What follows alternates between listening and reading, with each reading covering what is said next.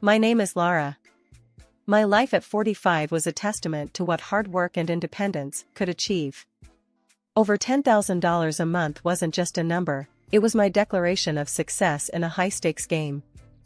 Back when I was knee-deep in the MLM hustle, making a name and some solid cash for myself, Tom came into the picture. He was all charm and smarts, totally taken with the way I managed my business with a kind of independence that seemed to draw him in like a moth to a flame.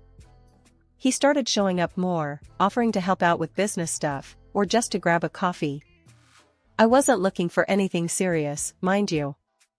I liked my freedom, liked making my own rules and breaking them if I felt like it. But Tom, he had a way about him, a persistence that wasn't pushy but kind of endearing.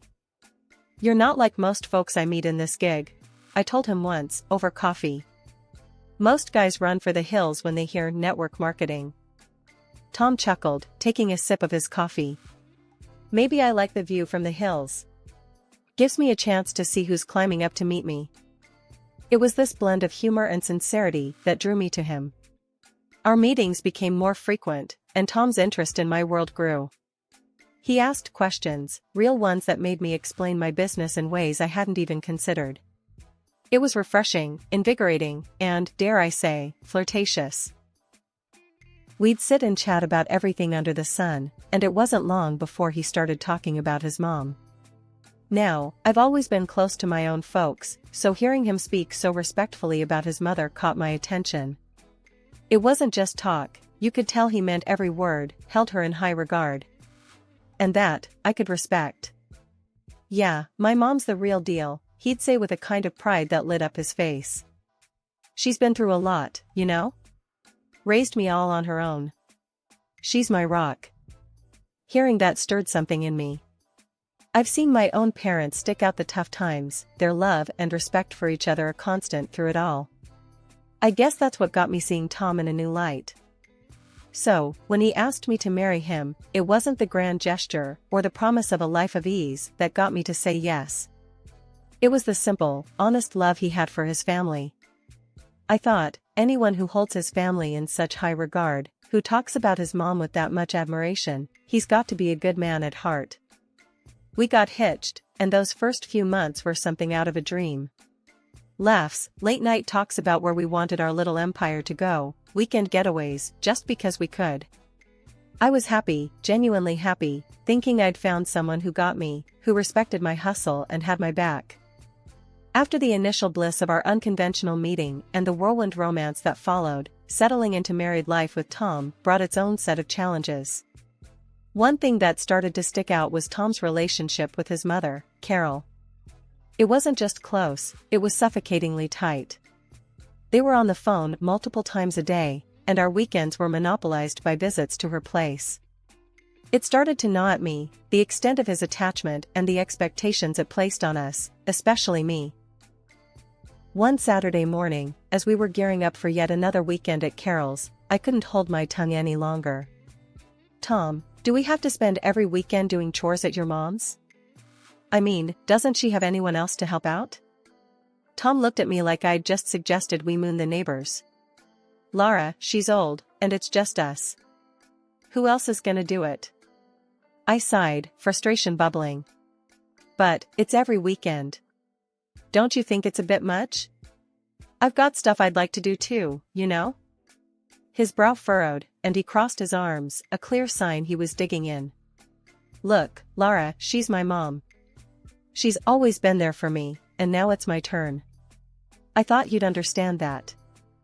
The conversation was going nowhere, a stalemate between his unwavering loyalty to his mother and my growing resentment towards the situation. It was a red flag, flapping furiously in the wind of our relationship, but I chose to ignore it, convincing myself it was just a phase. As weeks turned into months, the red flags multiplied. Tom's sarcasm about my work began to surface more frequently. It was subtle at first, almost playful, but there was an undercurrent of disdain that I couldn't overlook. One evening, after a long day of video calls and client follow-ups, I settled next to Tom on the couch, laptop still warm from use. "Phew, nailed another big client today.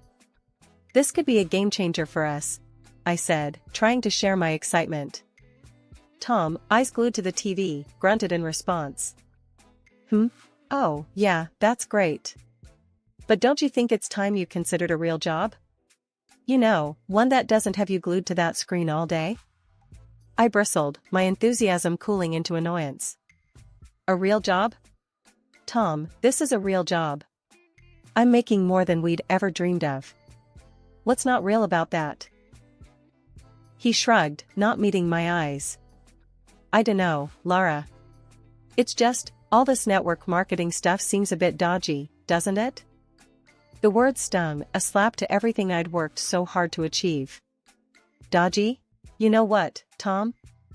Maybe you should spend a day in my shoes, before you start judging. The conversation ended there, but the tension lingered, a thick fog between us that didn't dissipate.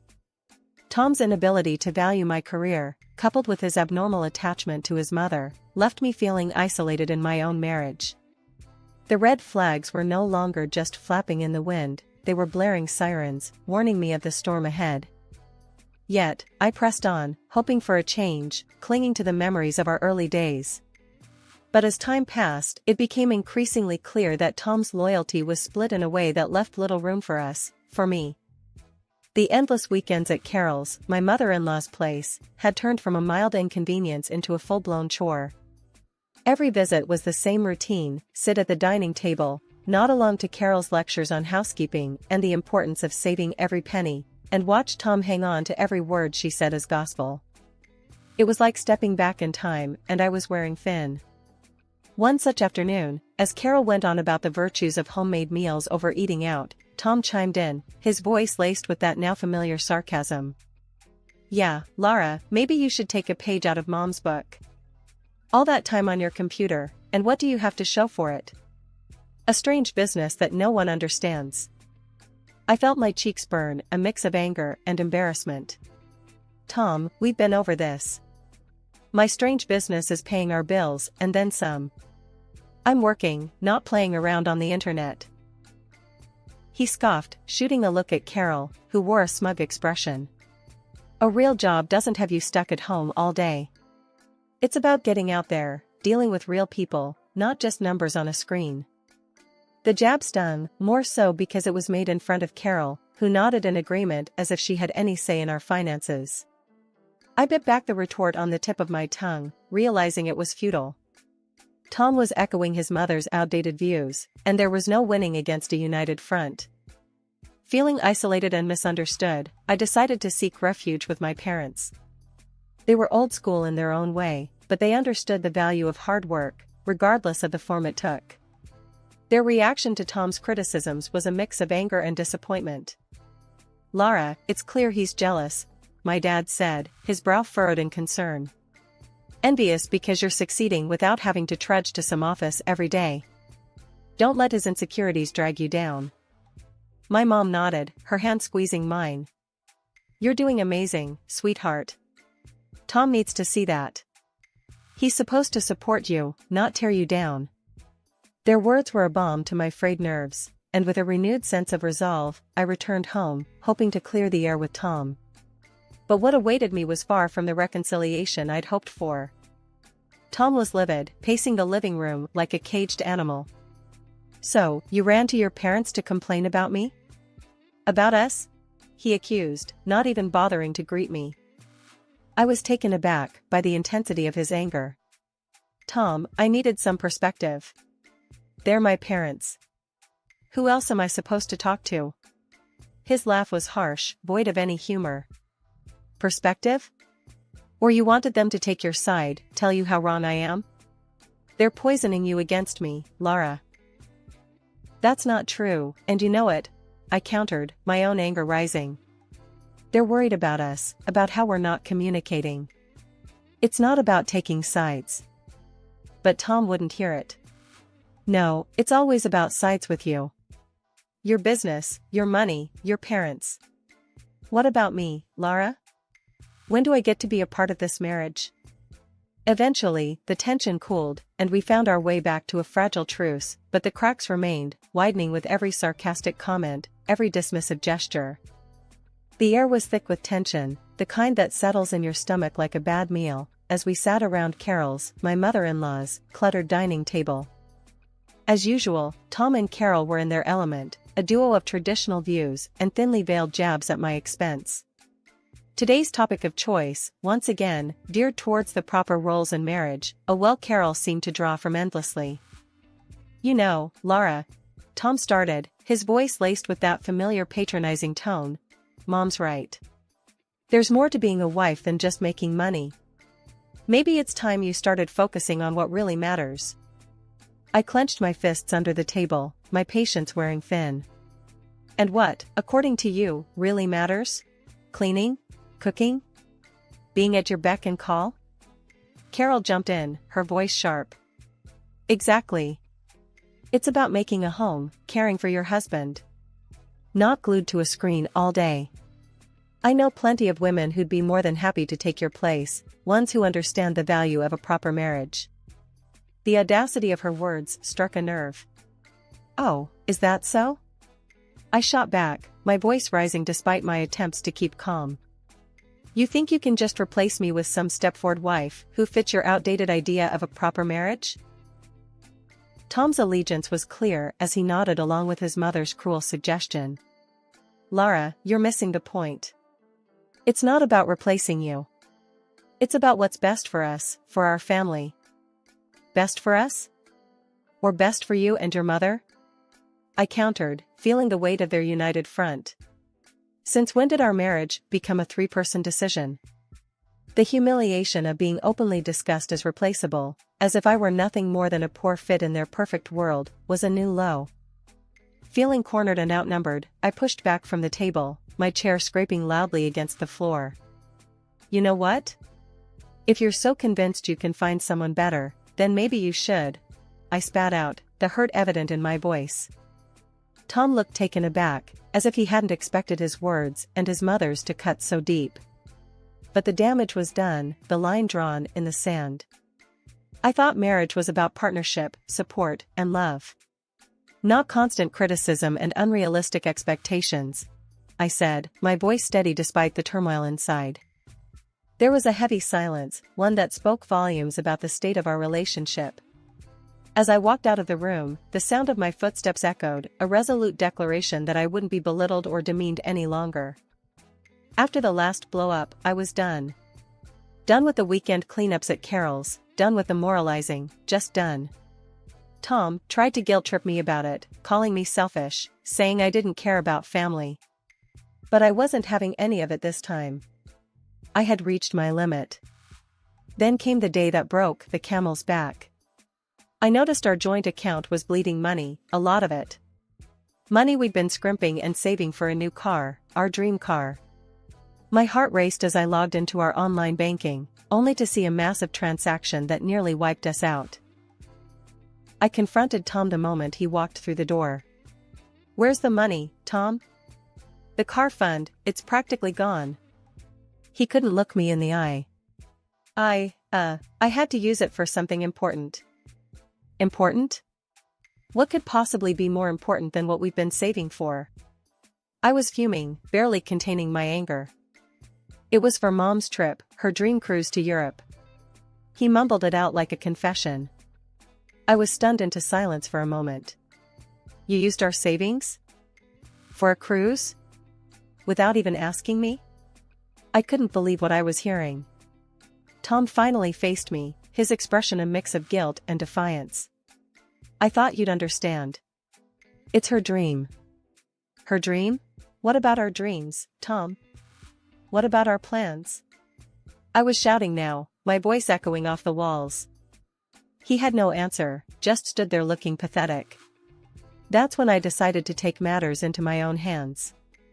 I called Carol, hoping, maybe foolishly, that she'd see reason. Carol, this has to stop. Tom used our savings for your trip. This is a mistake. You need to cancel it, I said, trying to keep my voice steady. Her laughter over the phone was like acid. Cancel? Why would I do that?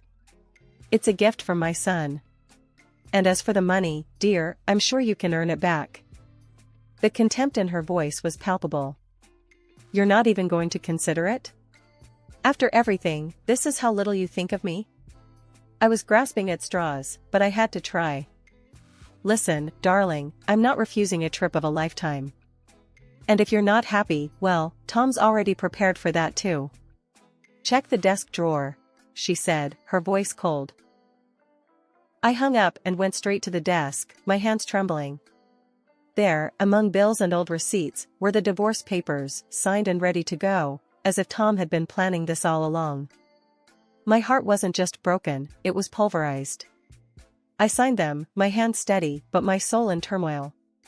Packing my bags felt like I was erasing a part of my life, a part one once cherished. As I zipped up the last of my luggage, Tom finally spoke up. His words were a cold dagger. I saw how you talked to my mother. No respect. You don't deserve to be in this house. You don't deserve me. His words hit me like a slap. The arrogance. The conceit. To think he saw himself as some prize, worth fighting over, after everything that happened. It was laughable, if it wasn't so tragic. Yeah? Well, maybe I don't want to deserve a man who thinks so little of me. Who values his mother's happiness over his wife's. My voice was calm, but inside, I was a whirlwind of emotion. Tom just shrugged, a smug look on his face. Good luck finding someone who'll put up with you like I did. I shook my head, disbelief and anger mingling. Trust me, Tom, the only thing I'll be looking for is peace. Something you and your mother never gave me. Leaving that house, I felt a weight lifting off me. It was the end of one chapter and the start of another. Driving to my parents' house, the emotions were overwhelming. But as soon as I saw the familiar front door, a sense of relief washed over me. This was home. This was where I belonged. My parents were shocked at first, but their support was unwavering. You're back now, and that's all that matters, my dad said, his voice firm and comforting. Mom was more fiery. Let him live with his mother if he loves her so much. You'll find peace now, without their constant badgering. And she was right. I threw myself into my work, my independence blossoming in the absence of Tom's and Carol's criticism. Saving money became easier without the drain of their demands. Slowly, I started to build a life for myself, one where I was in control, where my achievements were celebrated, not belittled. Living with my parents again, I rediscovered what support and love felt like. It wasn't long before I was able to move into my own place, a small but cozy house that was all mine. No Carol to judge me, no Tom to disappoint me. Just me, my work, and the peace I had longed for. Reflecting on everything that happened, I realized Tom was no prize. The real prize was finding myself again, rebuilding my life on my terms. I found strength I never knew I had, and a sense of peace that was priceless. Months had passed since I left Tom and his overbearing mother behind, settling into a rhythm of work, savings, and peace that had long eluded me. My new life was a quiet one, filled with small joys and achievements that were entirely my own. Then, out of the blue, my phone rang with a number I hadn't seen in a while. It was Carol. Hello? My voice was cautious, the old feelings of tension instantly creeping back. Lara, it's Carol. We need your help. Her voice was shaky, a far cry from the confident, often haughty tone I was used to. I was taken aback. My help? Why would you call me after everything? It's Tom, she said, and I could hear the strain in her voice.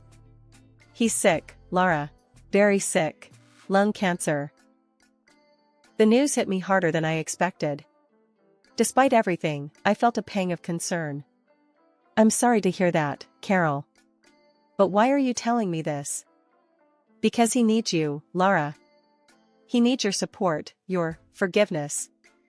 We need the money for his treatment. You were always the one who managed to pull things together, she pleaded. I was stunned into silence for a moment. The audacity of her request left me speechless. You want my money? After you practically pushed me out of your lives? Carol's voice hardened. You can hold on to your grudges, Lara, but this is life and death. You were his wife. Doesn't that mean anything to you? The old Carol was back, it seemed. Being his wife didn't seem to mean much when you two were scheming behind my back, I retorted, my initial shock turning into indignation. Lara, please. I wouldn't be calling if there was any other way. Think of the good times, of what you had with Tom. She tried to soften her tone, playing on my emotions. Good times? Carol, you made sure there were as few of those as possible. You and Tom made your bed. Now, you get to lie in it, I said, the years of frustration and hurt fueling my words. There was a pause, and then Carol's voice came through, colder and sharper than before. Fine. If that's how you want to play it. But remember, you're turning your back on Tom in his time of need. Not me. The call ended, and I sat there, phone in hand, a tumult of emotion swirling within me. Anger, guilt, sadness, a cocktail of feelings for a man who had chosen his mother over our life together, and for a woman who saw me as nothing more than a bank. In that moment, I realized the true extent of my freedom. I was no longer bound by their expectations, their demands, or their crises. My life was my own, built on my efforts, my sacrifices. The call, unexpected as it was, served as a stark reminder of the life I had left behind, a life filled with manipulation and emotional blackmail. As I put the phone down, a sense of resolve settled over me. My departure from Tom and Carol's lives was not just a physical one, it was an emotional and financial break too. I had moved on, building something that was entirely mine, free from their shadows. I started diving into investments, reading up every book and article I could get my hands on, and slowly, I began to see the fruits of my labor. My world became numbers and trends, a far cry from the emotional turmoil I left behind. Word got around, as it always does, about Tom's worsening condition and how Carol was barely managing. They'd blown through whatever savings they had, living a life far removed from the comfort they once knew. And Carol, ever the martyr in her own story, made sure everyone knew how I abandoned them in their time of need, painting me as the heartless ex-wife. I heard these rumors from Jenna one afternoon over coffee. She hesitated before telling me, probably expecting me to react. But the truth was, I felt nothing but a distant pity for them. Can you believe it, Lara? Carol's out there telling anyone who'll listen about how you left them high and dry, Jenna said, her voice tinged with disbelief. I shrugged, taking a sip of my coffee. Let her talk, Jenna. Her words don't touch me anymore. I've moved on, and I'm investing in my future, something they never thought to do. Jenna looked at me, a mix of surprise and admiration in her eyes. You're really over it, aren't you? I mean, completely. I nodded, a smile playing on my lips. Completely. My life's taken a turn for the better since I stopped letting them define my worth. I'm making smart investments, learning more every day. Their opinions, their struggles, they're just echoes of a life I left behind. It was liberating, this feeling of complete detachment from the chaos that once consumed me. The rumors, the pitying glances, they meant nothing now. I was building something lasting, investing in myself and my future. The contrast between my growing stability and their dwindling fortunes was stark, but it was the result of choices we each made. As I continued to expand my knowledge and portfolio, the satisfaction of seeing my investments grow was unmatched. I was proving to myself, more than anyone else, that I could thrive on my own terms. The independence and financial security I was building were my true vindication, far removed from the petty squabbles and desperate gossip of Carol's making. One evening, as I reviewed my investment portfolio, the growth and progress reflected in those numbers filled me with a sense of pride. This was real, tangible proof of my resilience and foresight. The rumors, Carol's bitterness, Tom's struggles, they were just background noise to the symphony of my new life. In this quiet moment of reflection, I realized the true extent of my transformation. I had not only survived the storm but emerged stronger, wiser, and more determined. My past with Tom and Carol was a chapter closed, a lesson learned, and my future was a canvas I was eager to fill with the colors of success and peace.